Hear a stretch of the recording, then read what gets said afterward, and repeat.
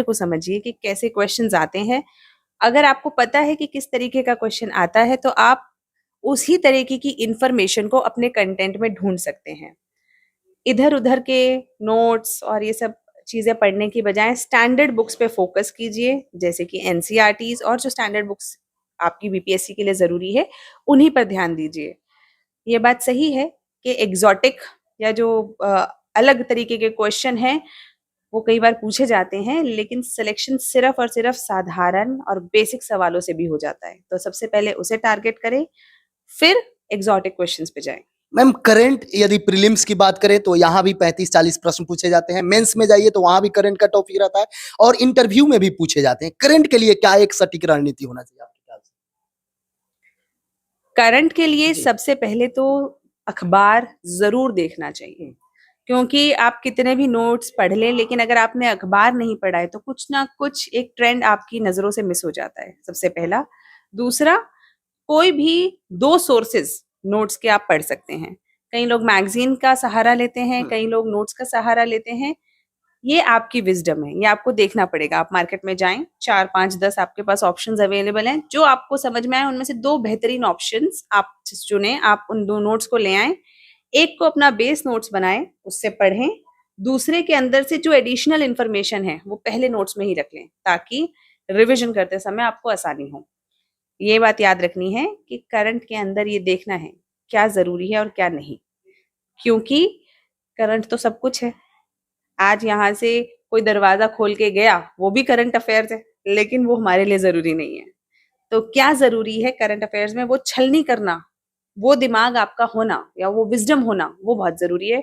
तो उस समझदारी को डेवलप करने के लिए past year question papers. Ma'am जिस तरीका से बीपीएससी का लेवल आए दिन बढ़ते जा रहा है, प्रति साल बढ़ाया जा रहा है, यूपीएससी के लेवल के बराबर कर दिया गया है, बीपीएससी लगातार दिया जा रहा है। साइंस की बात करें तो हमेशा कुछ ना कुछ नया खोज हो रहा है, नए-नए प्रश्न मिल रहे हैं। अब पहले वैसा जैसा प्रश्न नहीं है कि एक कोई बुक आप पढ़ लीजिए और दे दीजिए। साइंस के बारे में आप क्या बताइएगा? अच्छी बात है ना जी। कि बीपीएससी और यूपीएससी का लेवल समान होता जा रहा है। तो जो बीपीएससी का बच्चा है वो यूपीएससी दे सकता है और जो यूपीएससी दे रहा है बिहार से बच्चा वो बीपीएससी दे सकता है। काम तो वही है, चाहे बीपीएससी से हो चाहे यूपीएससी से हो, करनी तो समाज सेवा एडमिनिस्ट्रेशन ही है। तो उनकी लायकता के अंदर भी अगर समानता हो तो ज़्यादा बेहतर है। अ, दूसरी चीज़ आपने मुझसे कहा साइंस के जी। विषय में, अगेन एनसीईआरटीज़ सबसे पहले और उसके बाद करंट अफेयर्स में जो चीज़ें पूछी गई हैं, उनसे करता हुआ स्टैटिक या उनसे निकलती हुई जो बेसिक टर्मिनोलॉजीज़ हैं, बेसिक कॉन्सेप्ट्स हैं, उनके ऊपर आपको ध्यान देने की ज़रूरत है। साइंस मुश्किल नहीं है, थोड़ी टेक्निकल है, तो आप साइंस के लिए थोड़ा-सा समय दे सकते हैं क्योंकि ये क्वेश्चंस आएँगे ही। क्योंकि ऐसा कौन-सा एडमिनिस्ट्रेटर आप पसंद करेंगे जिसको कि एआई और इन सारी नई टेक्नोलॉजीज़ के विषय में पता हो या ना पता हो? जिनको पता हो। तो यूपीएससी और बीपीएससी भी यही चाहते हैं कि वो ऐसे लोगों को चुने जिन्हें इस विषय में पता हो। बहुत बच्चे क्या करते हैं मैम रूटीन बना लेते हैं, टाइम टेबल बनाते हैं, 2 दिन 3 दिन उसको फुलफिल करेंगे, उसके बाद बोलते हैं मेरे से नहीं होगा। खासकर देखा जाता है बीपीएससी वाले जो बच्चे हैं, उनका ये क्वेरी था, कैसे उसको मैनेज करेंगे? किस तरीका से अपने आप को मोटिवेट रखेंगे? सभी के साथ होता है।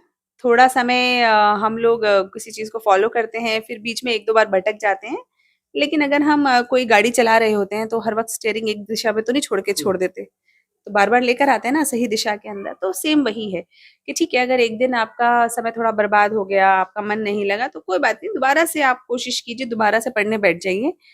अ, सफलता इस बात में नहीं है कि आप एक बार भी नहीं भटके, हुँ। लेकिन सफलता इस बात में है कि जितनी बार भटके वापस आए, सही राह पर आ गए। मैम इस बार इस तरीका से देखा जाए तो बीपीएससी प्रीलिम्स मेंस अब बहुत कम समय मिल रहा है। आप पीटी दीजिए उसके 1 माह बाद मेंस होता है, उसके कुछ दिन बाद इंटरव्यू हो जाता है, 1 साल के अंदर सब कुछ हो जा रहा है। अब जो है पहले बच्चे क्या करते थे प्रीलिम्स की तैयारी कर लेते थे, उसके बाद मेंस में लगते थे तब इंटरव्यू की तैयारी करते थे। अब क्या सजेस्ट कीजिएगा तीनों एक साथ करना पड़ेगा?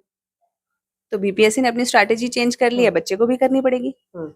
अगर वो 1 साल में एग्ज़ाम कर रहा है, तो पहले यूपीएससी की तरह ही उन्हें मेंस और इंटरव्यू की तो साथ-साथ ही हो जाती है हुँ। तैयारी, पर मेंस की तैयारी पहले करनी पड़ेगी, बाद में प्रीलिम्स की तैयारी करनी करनी पड़ेगी। पड़ेगी। बिल्कुल।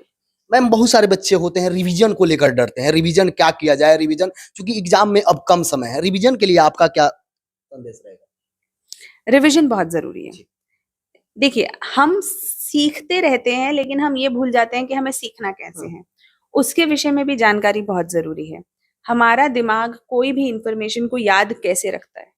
तो हमारे दिमाग में कोई भी इन्फॉर्मेशन है, उसका न्यूरॉन बनता है। न्यूरॉन मतलब एक एक दिमाग के सेल से दूसरे दिमाग के सेल के बीच में एक रास्ता बनता है। अब जितनी बार रिपीटेशन होगी, उतनी बार वो रास्ता स्ट्रांग होता चला जाएगा। जैसे भारत की राजधानी क्या है? नई दिल्ली। आपको समय नहीं लगा? जी। क्यों नहीं लगा? बार-बार सब लोग जानते बार हैं। बार बार बार बार बार होता गया। लेकिन यहीं पे अगर मैं आपसे पूछ लूं युगांडा की राजधानी क्या है?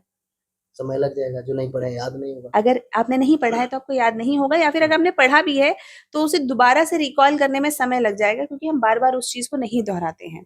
उसी तरह से हम भजन, हनुमान चालीसा, ये सारी चीजें जो हैं वो हम, अगर आपने कभी देखा हो कि आप बोलते रहते हो लेकिन जरूरी भी नहीं आप उस वक्त सोच रहे हो, तो कैसे होता है वो? क्योंकि वो जो नोड है हमारा वो बड़ा स्ट्रांग हो गया है। यही स्ट्रांग नोड हमें हमारी पढ़ाई के लिए चाहिए, जहाँ पे हम मल्टीपल टाइम्स रिविजन करें, बार बार उस चीज को लेकर आए। अब कैसे करेंगे? पहले दिन रिवाइज करें, जिस दिन आपने पढ़ा है उसके तीसरे दिन, 7वें दिन, 15वें दिन और महीने के आखिर में। लेकिन क्या उतना ही समय देंगे जितना समय पढ़ाई के लिए दिया है, रिविजन के लिए? नहीं, कम समय देकर रिवाइज करेंगे, कम समय देके। लेकिन एक बार नजरों से गुजारना बहुत जरूरी है। मैम बहुत सारे बच्चे होते हैं जो एक बार प्रीलिम्स दिए, मेंस दिए, इंटरव्यू तक पहुंचे फिर बैक आ जाते हैं। कई एक बार होता है प्रीलिम्स होता है, मेंस नहीं हो पाता है। उसके बाद उनके साथ समस्या होता है ये कि अब लग रहा है मेरे से नहीं होगा, कोई दूसरा एग्जाम देने लगते हैं। वो चाहे अदर एग्जाम हो, रेलवे हो जाए, एसएससी हो जाए, इन सारे चीज हो जाए। उन लोगों को क्या करना चाहिए उस कंडीशन में जो कम अंकों से छट जा रहे हैं, बार-बार प्रयास कर रहे हैं लेकिन छट जा रहे हैं?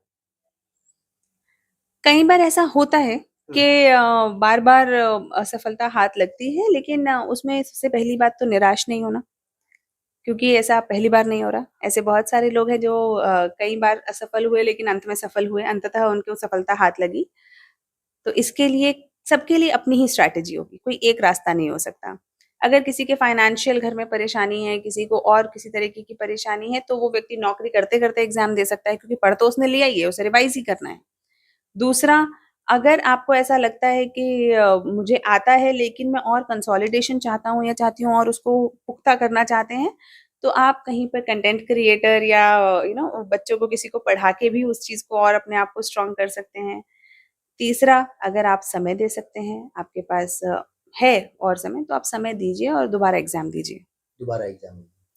अगर समय है, और अगर आपको ऐसा लगता है कि आपको डर लग रहा है, तो किसी और एग्जाम को आप देना चाहते हैं, तो फिर इसको हॉल्ट पे रखिए, इसको रोकिए, पहले उस एग्जाम की अच्छे से तैयारी करके एक नौकरी निकालिए, फिर दोबारा से बीपीएससी या यूपीएससी पे आइए। मैम बहुत लोगों का ये प्रश्न रहता है कि क्या मीडियम कितना मायने रखता है, इंग्लिश मीडियम हो या हिंदी मीडियम हो। बिहार के बच्चे ये सोचते हैं कि मेरा हिंदी मीडियम है, मेरा सिलेक्शन नहीं होगा, उसके बाद से भी डर जाते हैं। इसको लेकर आप क्या? मीडियम तो देखिए भाषा है, भाषा एक माध्यम है कि हम अपने कंटेंट को कैसे कहते हैं। लेकिन हाँ, हाल के समय में ये देखने को मिला है कि हिंदी मीडियम के बच्चों के लिए कुछ डिसएडवांटेज है। मैंने खुद कंटेंट में, क्योंकि खुद टीचर हूँ और मैं खुद भी बहुत सारी बुक्स और किताबें और नोट्स देखती रहती हूँ अलग अलग जगह से, तो मैंने रियलाइज किया कि इंग्लिश मीडियम में जितना अच्छा कंटेंट अवेलेबल है, उतना अच्छा हिंदी मीडियम में अवेलेबल नहीं है, पहली चीज। दूसरा, मैंने एटीट्यूड या माइंडसेट में भी थोड़ा अंतर पाया।